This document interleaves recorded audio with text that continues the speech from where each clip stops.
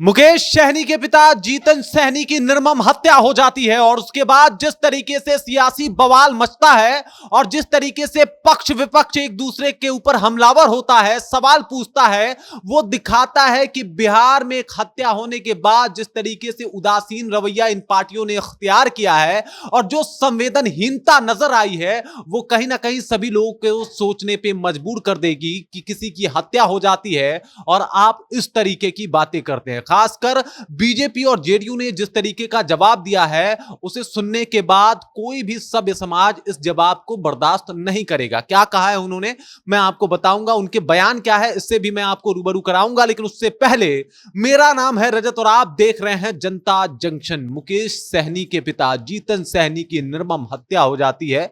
उनका जो शव है उनके ही घर में छत विछत अवस्था में पड़ा हुआ होता है और जब गांव वालों को इसकी सूचना मिलती है तो गांव में कहीं ना कहीं भूचाल सा आ जाता है और उसके बाद पुलिस बल आते हैं, एसआईटी का गठन होता है। मुकेश सहनी भी जो है वो अपने घर के लिए मुंबई से कूच कर जाते हैं। लेकिन इन सब के बीच में जिस तरीके के बयान सामने आए हैं, जिस तरीके की बातें सामने आए हैं, वो आपको चौंका के रख देंगे। सबसे पहले आप जान लीजिए कि जब से यह हत्या हुई है उसके बाद से आरजेडी और आरजेडी के गठबंधन में जितनी भी पार्टियां हैं वो कहीं ना कहीं बीजेपी के ऊपर, एनडीए के ऊपर हमलावर है, डबल इंजन के सरकार के ऊपर सवाल खड़ा कर रही है। और इसी बीच पप्पू यादव ने भी पूछा कि भाई ये है डबल इंजन की सरकार जहां पे अपराधी इस तरीके के हरकत को अंजाम दे रहे हैं। उसके बाद आरजेडी के प्रवक्ता ने भी कहा कि मुकेश सहनी की पिता की हत्या ये कोई छोटी मामला, ये कोई छोटी बात नहीं है।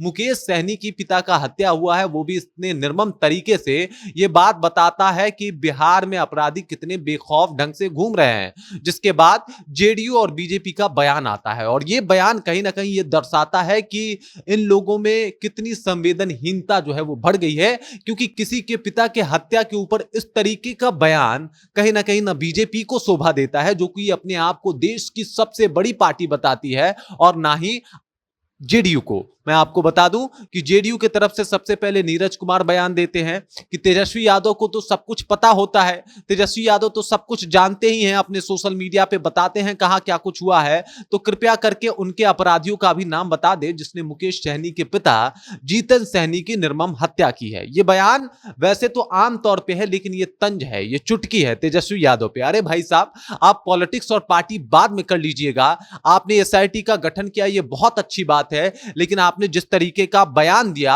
वो बताता है कि आपके अंदर कितनी संवेदनहीनता है। आप किस तरीके से इमोशन और भावुकता से बड़े ऊपर होके सिर्फ सियासत की बात करना चाहते हैं और सिर्फ इस हत्या के ऊपर भी सियासत ही करना चाहते हैं। इसी तरीके से आपका बयान आया है और यही आपका बयान जो है समझाता भी है कि कहीं किसी की हत्या हो जाती है और आप इस प्रकार की टिप्पणी करते हैं, आप तेजस्वी यादव से चुटकी लेते हैं। अरे लीजिए, कोई दिक्कत नहीं है, उससे कोई मतलब भी नहीं है, लेकिन ये वक्त सही नहीं है। उसके बाद बीजेपी का भी बयान आता है। बीजेपी जो कि देश की सबसे बड़ी पार्टी है, उस देश की सबसे बड़ी पार्टी के दिल में थोड़ी सी संवेदना नहीं दिखाई दी। अजय आलोक जो कि बीजेपी के राष्ट्रीय प्रवक्ता हैं, बिहार के प्रबुद्ध नेता में उनकी गिनती होती है, उनका बयान आता है कि गोलियां तो ट्रंप पे भी चल जाती है, हमला तो ट्रंप के ऊपर भी हो गया, तो ये बात जो है वो साधारण ही है, एक हत्या हुई है। बाकी हमने एसआईटी का गठन किया है और हम भी तत्कालीन कार्रवाई करेंगे, कार्रवाई कीजिए।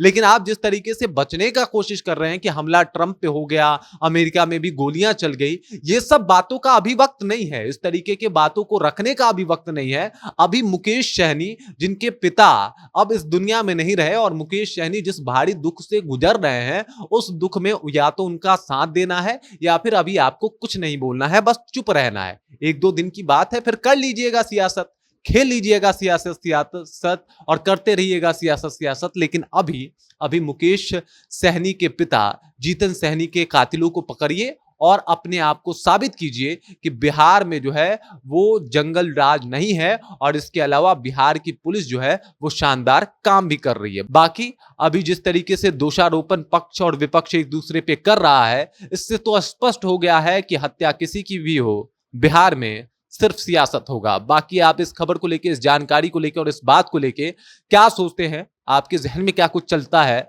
कृपया कमेंट कीजिए और अपना विचार हम तक जरूर पहुंचाइए। बाकी आप देख रहे हैं जनता जंक्शन और मेरा नाम रजत है।